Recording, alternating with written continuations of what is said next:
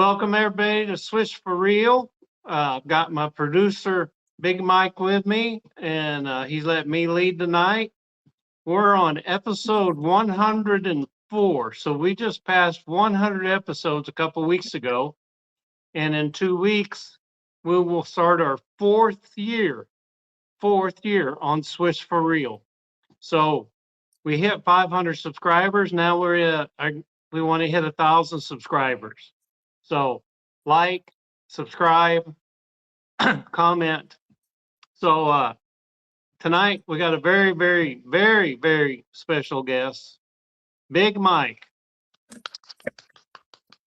Hey, thank you guys. Thank you for having me. I appreciate you having me on, man. It's an amazing show. I've been checking out you guys, man. Your podcast is growing, man. I appreciate the opportunity to share some of my thoughts on the NBA and basically just, chime in and do what I do, man. I appreciate y'all.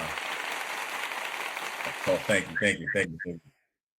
So how you been living? Man, life's been great, man. I've been busy trying to get ready for the next film. We still trying to finish up the one we're currently working on. It's been a stop because one of the actors are having some things that they got to take care of. So hopefully, those things will be taken care of soon. Because we only have 3 more scenes to take care of, and then we're done. Once we get those 3 scenes done, then we can put it in edit, put it in post, and then we'll start with the next one. It's a lot of other things I'm working on. And a matter of fact, Libro Sports, I'm having lunch with the founder July the 6th, somewhere July the 6th is a Monday. So we're gonna hang out, me, him, and Dane Reaves. If you want to come, let me know and I'll send you the address. It's gonna be on a Monday, 1 p.m. at uh, Goat Rodeo, something like that. Burger. Rodeo Goat. Hamburger. Rodeo Goat. Yeah. So if you want to come, Boogie, let me know and I'll send you the information. So for those that watch the show, they know that you and I coached, and we coached against each other.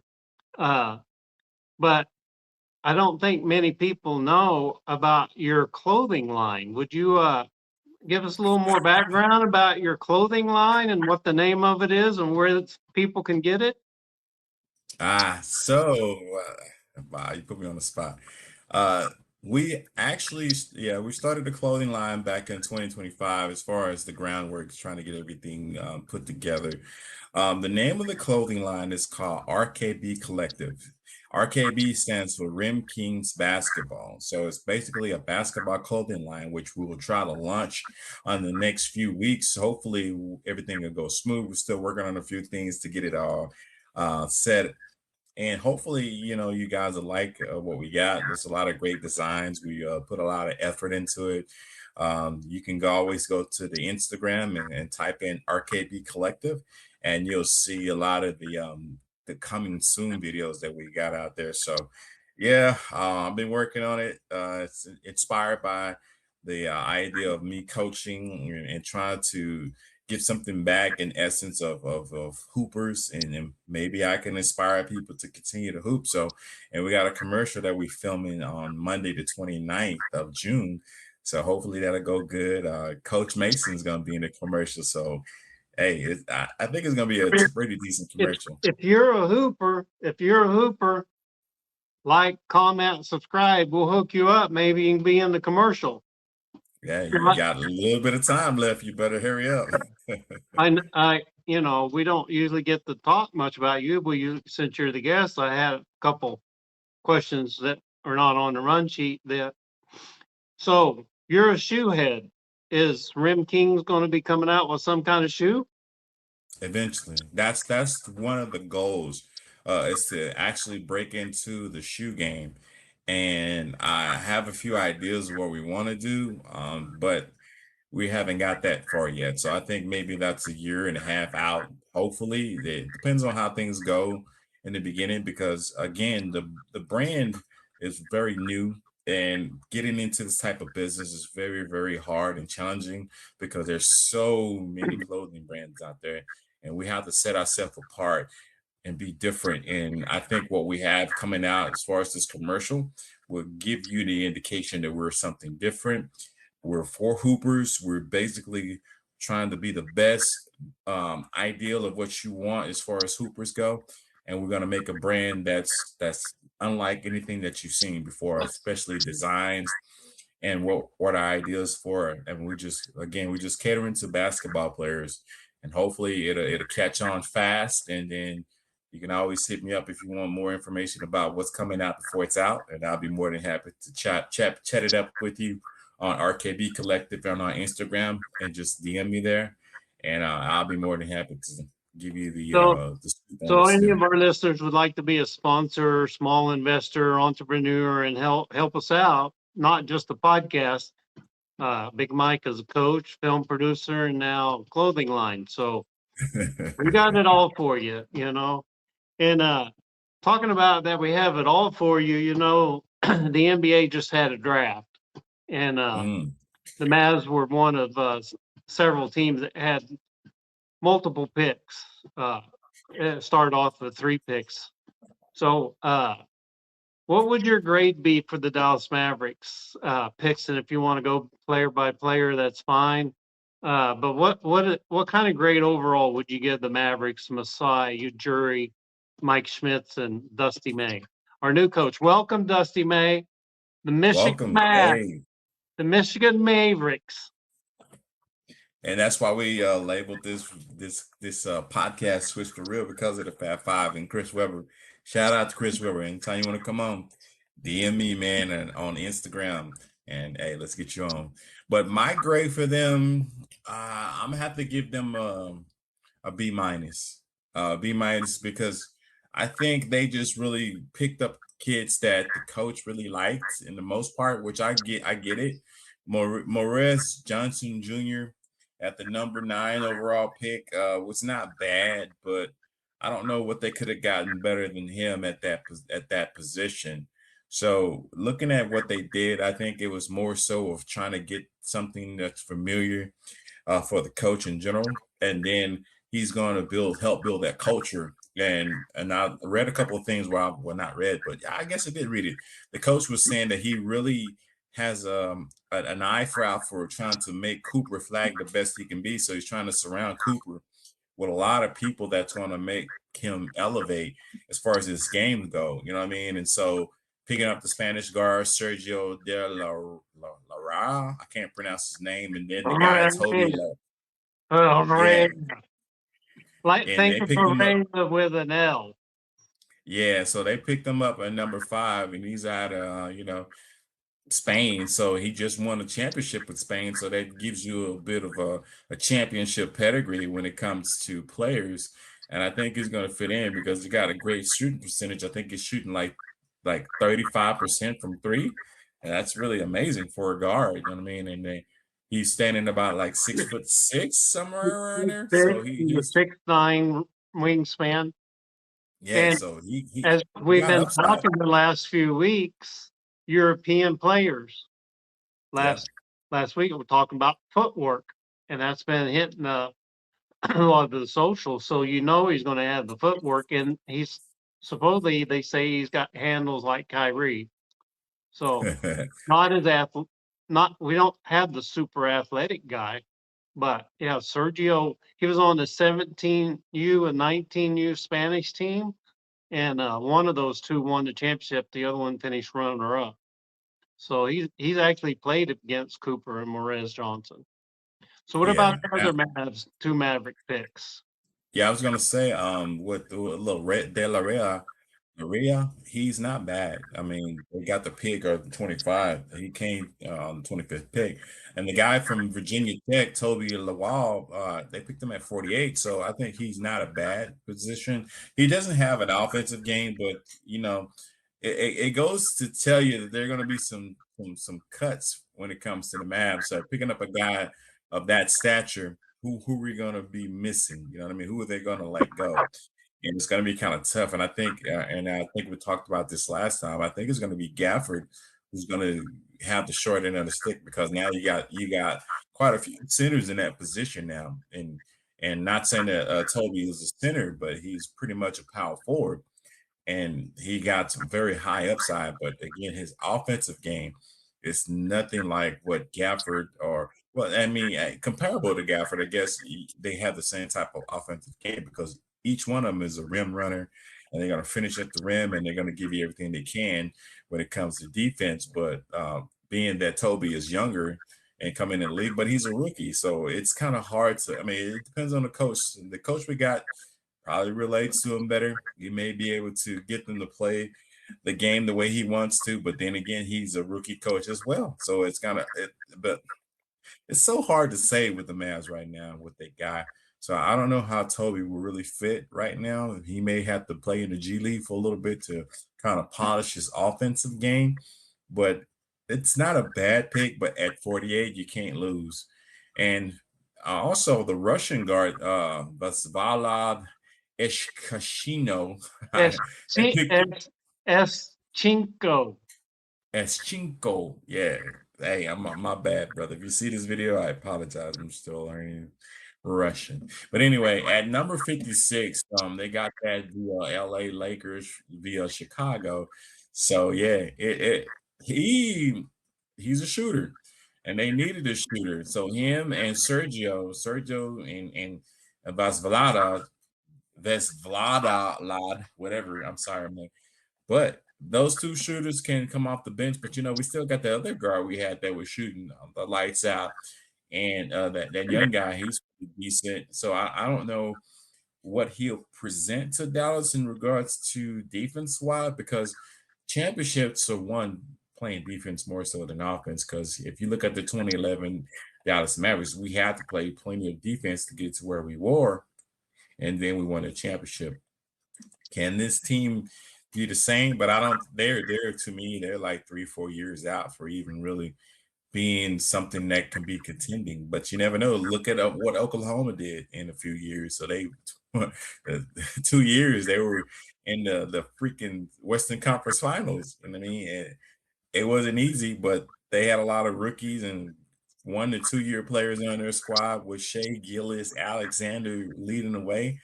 Can that be the same thing for Cooper Flag? Can he lead the way to them to the Western Conference Finals? Because we're really just 2 years away from being there, not too long ago, and losing. You know what I mean? And then Luca left. You know what I mean? It's one of those things. How do we mesh all these guys together? So if May can do that as a coach and bring something that Jason Kidd didn't bring, I'm not quite sure what that is yet. But can he kind of solidify him, kind of like what Steve Kerr did in Golden State? Who's to say? But it could be a very entertaining team if they keep a lot of people in place, and especially if they keep Kyrie and have Cooper and Lively comes back. You're gonna have the defense, you're gonna have some offense, but there's got to be somebody who's gonna be that third wheel, who's gonna be able to fill it up when it comes to offense. When those two guys are being trapped, double teamed, and certain points of the game. So it's hard to say. So again, those shooters that they got, hopefully those guys can relax the defense and make the Dallas Mavericks something that we can be proud of, and that maybe they could be contenders this year coming up. But I highly doubt it with this squad. So with Sergio Correa and V. Ischinko coming on board, what does that mean for your favorite guard, B. Williams, and the two-way guy, Ryan Nebhart? What does that mean for Nembhard. those two guys? So I this is what I think. I think they're probably gonna trade Williams, and I hate that because he's a really good guard. But they might. It depends on what these guys do in the summer league, and if they have great summer league and they're killing it, then yeah, I think B Will is really going to have a new team soon. Depends on if they can make it past the trade deadline. But as far as Nimhart, I think they're locked in with Nimhart. Nimhart is one of those solid guards that you like. He's not a score first guard. I like the fact that he really wants to pass the ball, and it kind Rookie, of reminds me of a rookie young, record, 23 assists. He broke yeah. Gibbs' rookie record on his See, team. again, and that kind of tells you where they're looking at him. I mean, he's not a bad guard. And I think with him being on the squad, it gives them an opportunity to really see what a guard is. And I think Jason Kidd giving him the reins for a little bit, the way he did last year at the end of the season, kind of shows you he can't play the position. But I still think that D Will is out of here. I hate that for him. I mean, because he played very well last year, but he's not a pass first guard. He's more of a, we know he's a shoot first guard, but who does he mimic? He kind of mimics somebody who's just a six man for sure. And I hate the fact that that's it's going to be his forte, but he may land somewhere that needs a guard like that. Who would need a guard like that? Probably Miami, because Miami is loading up Charlotte. right now. So yeah, I think it depends on what the Mavs do, man. I don't know what they'll do with Will, but I'm assuming that with these new guards coming in, I think his days are numbered. And I kind of hate that for the kid because I'm a really big fan of his. So I've watched some tape that's been out there on the social media on the new guys, and let me give you a couple comps and see if you agree or don't agree. Last year, I said Cooper Flag was an improved version of Andre Karolinko, if you might remember.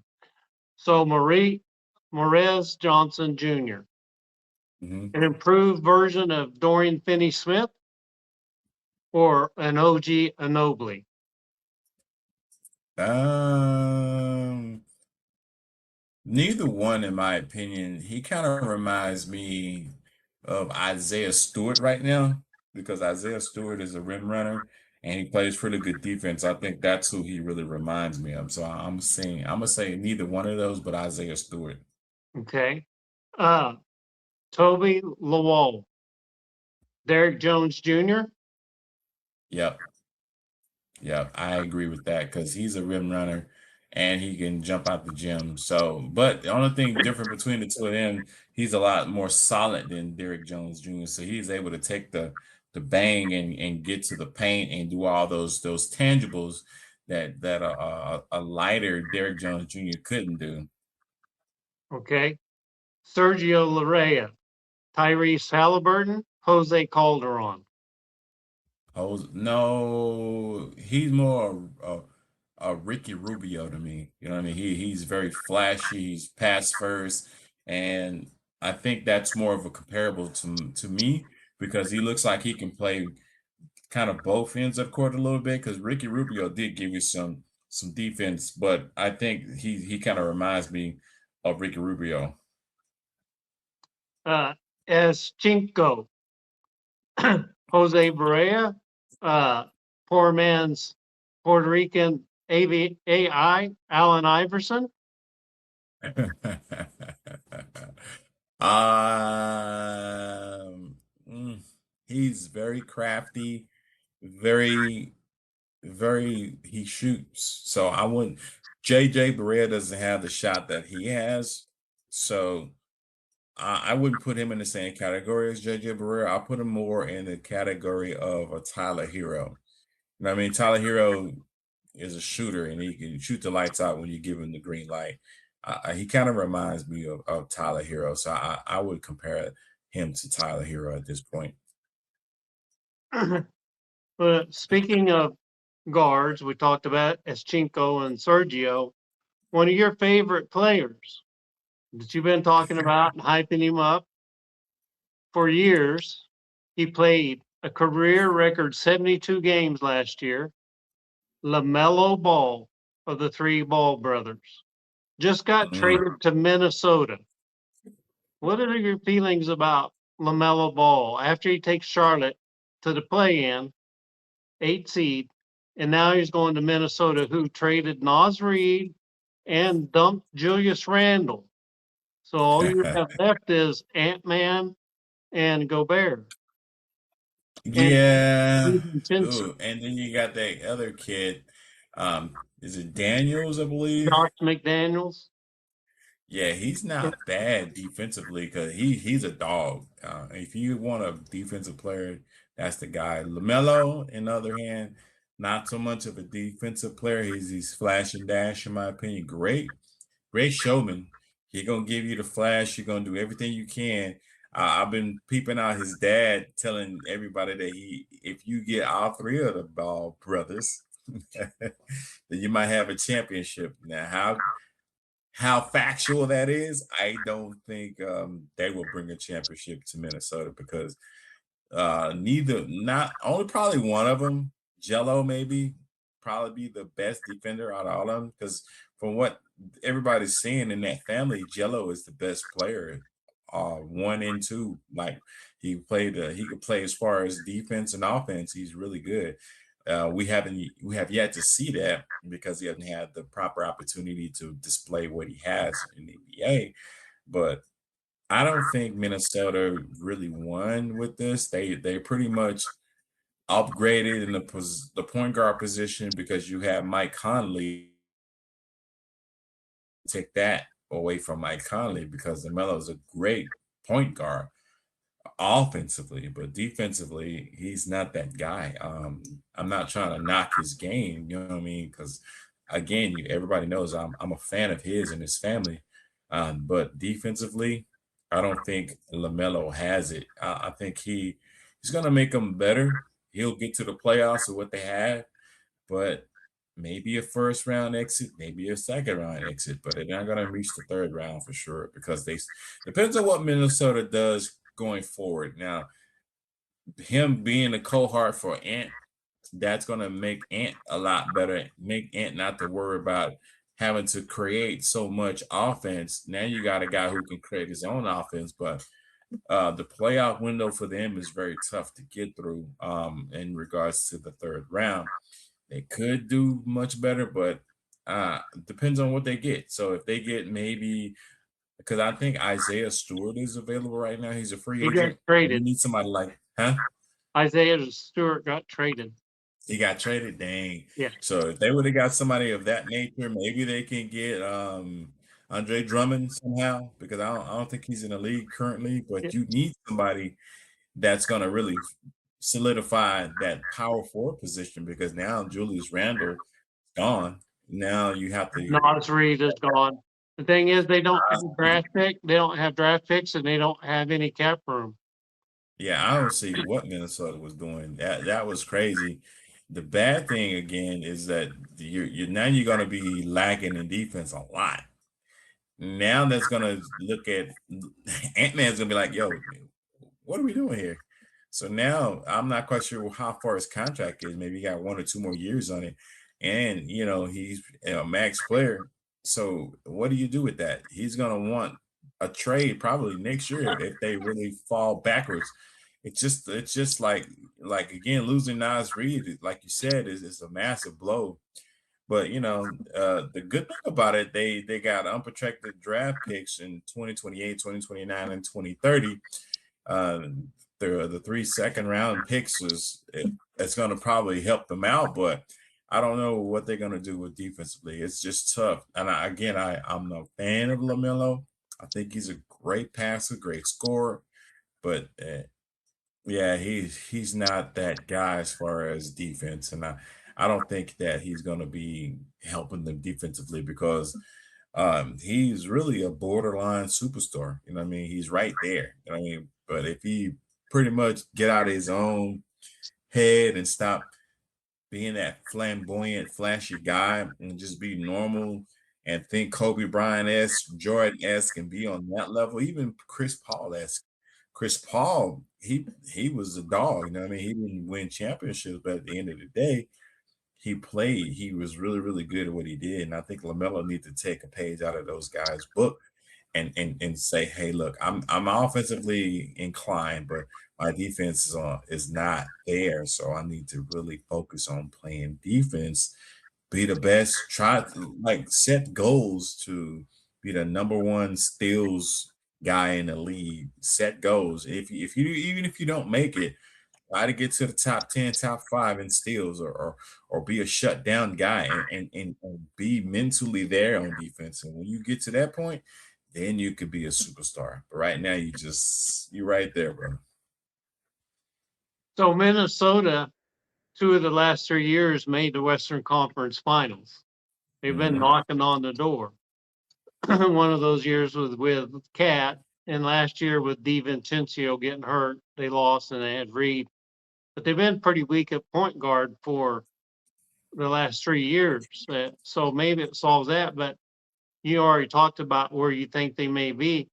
Does this get them over the hump in the West, or do they exit in the first round? Do they go forward or do they go backward with this trade?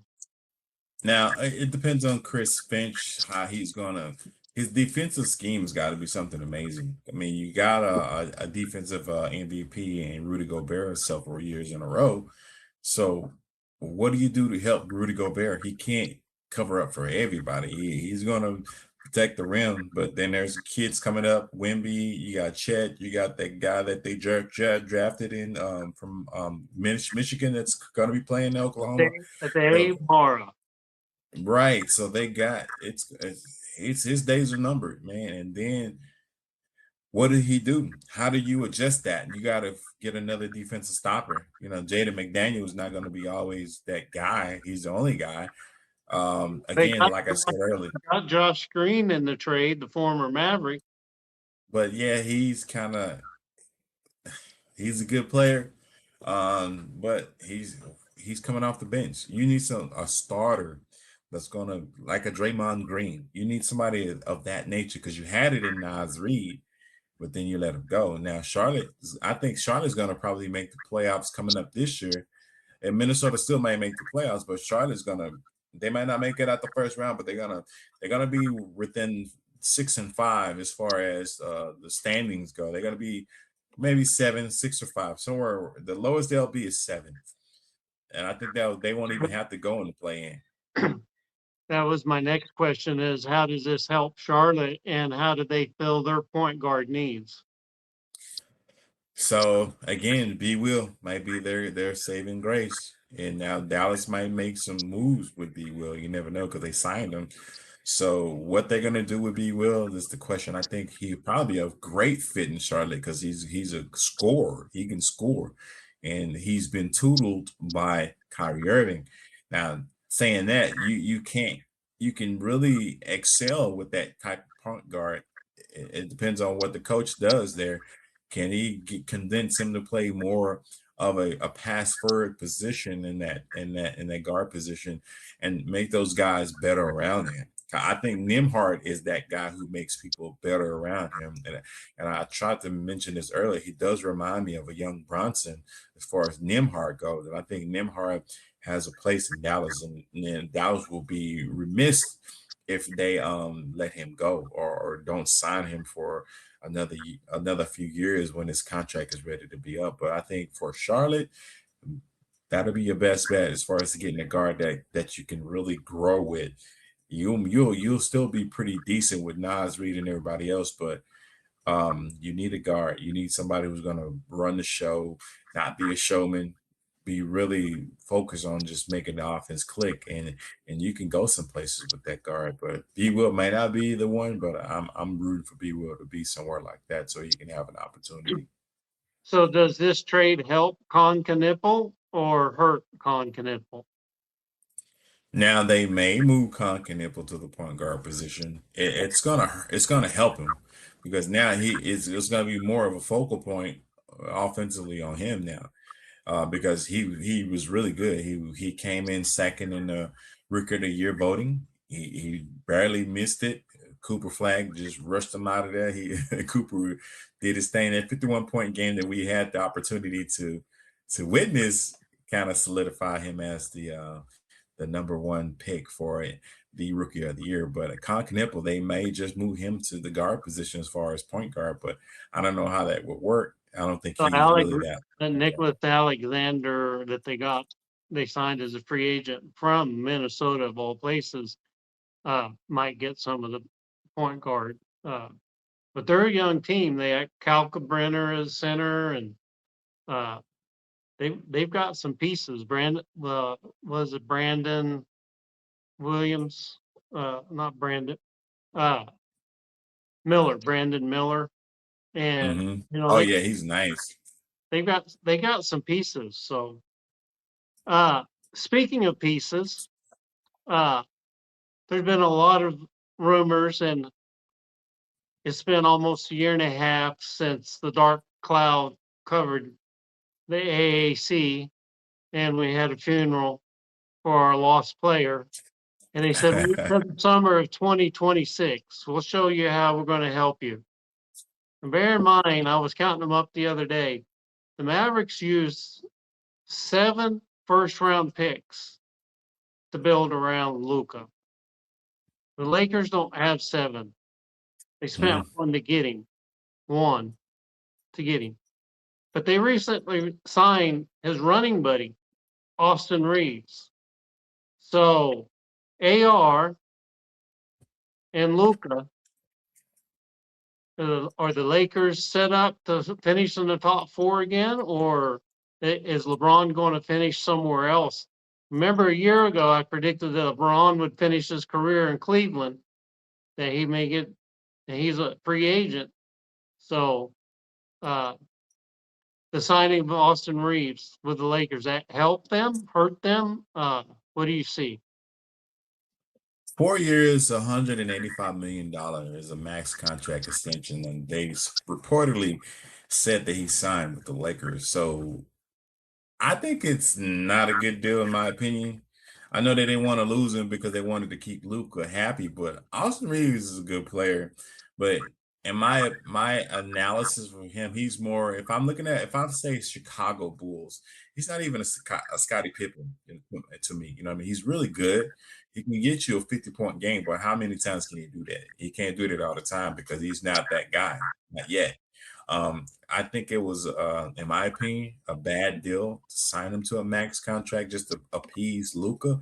I would have definitely tried to figure out something way better than Austin Reeves. You know what I mean? Not saying he's a terrible player, but he's not even Scottie Pippen. He doesn't play defense. You really signing more offense. He's not really going to give you much that you need. I think with that kind of money, I would have really reached out to somebody else as far as defense, built a great team around Luca like we did in Dallas. Luca just got his way in regards to who he wanted. I wouldn't have signed him for that. I would have definitely looked further, but they're really trying to keep Luca in LA. And the only way to do that is sign Austin Reeves, and that's what they did. But I mean, as an undrafted player, that's a great contract for an undrafted player who wouldn't you wouldn't anticipate The that would that. Oklahoma Sooners. Yeah. And to your point with LeBron James, rumor has it he may be going to the Miami Heat. You know what I mean? That may be the case for him. Can he bring them to back to prominence? I mean, with that coach, he already played for that coach before. I don't know how far he can take him, but Austin Reeves, yeah, I don't think he's worth that amount of money, in my opinion. And I'm not trying to knock his hustle because he got his money just playing really good, and he had a good teammate who really loves him and wants him to stay there as long as he's there. And I get it, but at the end of the day, does it make sense for the Lakers to sign somebody that really is not a two-way player to that kind of money? All you really getting is offense, and you already got offense with Luca, but I guess you need another offensive running mate. So now you got two offensive players that doesn't really focus themselves on defense. So what are you gonna do on the defensive end?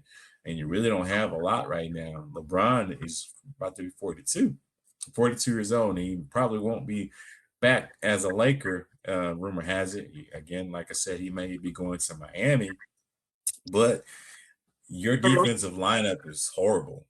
so if you're LeBron, you're 42 and you've been the face of the league for 20 plus years, and you've got 2 guys on the Lakers making 40 plus million a year. One of them with Austin Reeves contract. There, there's the Lakers don't have 50 million a salary cap to offer LeBron. I, does LeBron suppress his ego enough to take less money than both Luca and Austin Reeves, or is this just now Luca's team and LeBron's going to go elsewhere? Yeah, the latter. It's Luca's team and LeBron's going somewhere else.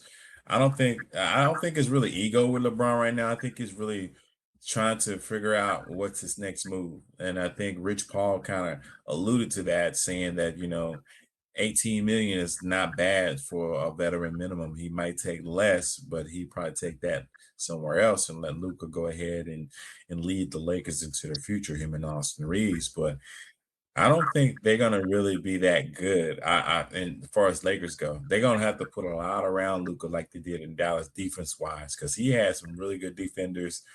Derek Jones Jr.'s lively, Gafford, even Kyrie on some nights was a really good defensive player. They had the defense, but they don't have that now. Rui Hachimura is not a defensive player. Jared Vanderbilt, if he's still there, not a very good defensive player. Free And agents LeBron, of them huh? free agents. Both of them are free agents. There was See, like I seven mean, or eight free agents on the Lakers. So there yeah, is one team, and I mentioned this earlier about Cleveland and his farewell to. Well, Cleveland drafted a poor man's version of LeBron, traded for him last year, so they've kind of already figured out how to put that type of player. So James Harden played half the season with the Cavaliers. So his salary slot is about what LeBron was making, and they could do some kind of sign and trade if somebody wanted Harden. Uh, could you see him fill what kind of role could he fill in with Evan Mobley and he'd the be rest of the frozen. young players at Cleveland? Now, Cleveland, now if you're saying that LeBron would be better in Cleveland, I don't know. I think, in my opinion, it's tough because I think what's going on with Cleveland right now with Jared Allen, I think that would probably be the best bet for the Lakers to trade LeBron to Cleveland for Jared Allen to fill up that roster spot because he's a great defensive player. He hustles hard. He does everything that you need. He's a Gafford, in my opinion. He's going to run up and down the court. But yeah, I don't know how far Cleveland will go with LeBron right now. It'll be his farewell tour. But again, I'm gonna go back to what I said earlier. I think Miami will be his best bet because now you got Giannis, you got Adebayo, and the LeBron. That's a good look for Miami. They're gonna have ticket sales. They're gonna make the playoffs. They're gonna do everything they can to make that franchise get to a championship. They might not make it to the Eastern Conference Finals because New York is a beasting right now. They may lose one or two players, but they just signed Jose Alvarado, Grand Theft Alvarado. So he's got a 4-year, 50 something million contract. So he's good. But I don't know what Cleveland would do with LeBron. I don't think he'll fit there right now because you have, again, what you stated, you have James Harden and you have Spider. Those are two people that really love the ball. And LeBron, where he's going to fit. I don't know where he's going to fit in there. And you trading LeBron for Jared Allen, it only makes the Lakers better and it makes the Cleveland Cavaliers weaker. So you mentioned Giannis and Adebayo in Miami when they interviewed Maurice Johnson Jr., the Mavericks number pick at number 9. They asked who he modeled his game after, and he said Adebayo and Giannis Antetokounmpo. So Mm. if he's anything like Adebayo or Giannis the Greek Freak, are you be more happy with that pick? Um, yeah. If he's more like Giannis, yeah, for sure. Because then you have somebody who's playing both sides of the field, not just one. Because right now he got him for defense and he's a rim runner. He's gonna run to the rim and get the rebounds. He's gonna get the putbacks and all that stuff. But if he polishes his offensive game, because like everybody we pick except for one or two players, the one in Russia, the one in Spain, those are offensive minded players. They're going to shoot the lights out because of their percentage. But with the other guys who are Americanized, they that defense is what that's gonna be the calling card. Now, if he turns out to be a Giannis in the making, heck yeah, I would love that. But then you need a coach like Jason Kidd to give him the green light to do that. But his coach from Michigan, I mean, Mays may just be like, okay, we're gonna give you that green light. But then he was adamant that he was happy that he's coaching Cooper Flag. So I don't know how far he will go in regards to offense. But the summer, it is what it is. If you get out there in the summer and work hard on your game, and polish it and be that guy, you know what I mean? You could be that Giannis that we need here in Dallas, but And that's to look forward what to. do you think of Dusty May being the pick for the coach? Coach, I don't know. I mean, again, he won a national championship. We took Florida to the Final Four. He's been that Right. guy. Yeah, and he's not a bad coach. He knows how to really talk to those players in that era, in that generation. You need somebody who can speak to them and tell them, "Hey, this is what needs to get done." And now that he has one of his players that understands how he is with players, that will reverberate throughout the whole squad, and it may make him something that's more of a threat than in the West than we could think of. But then San Antonio's sitting right down there waiting. I don't know what Houston's gonna do.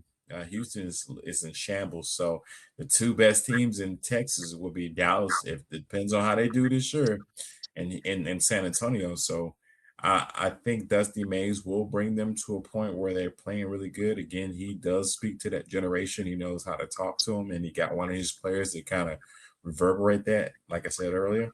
But it's really tough to say how they'll be in this first year. If they make the playoffs, I'll be freaking surprised and happy.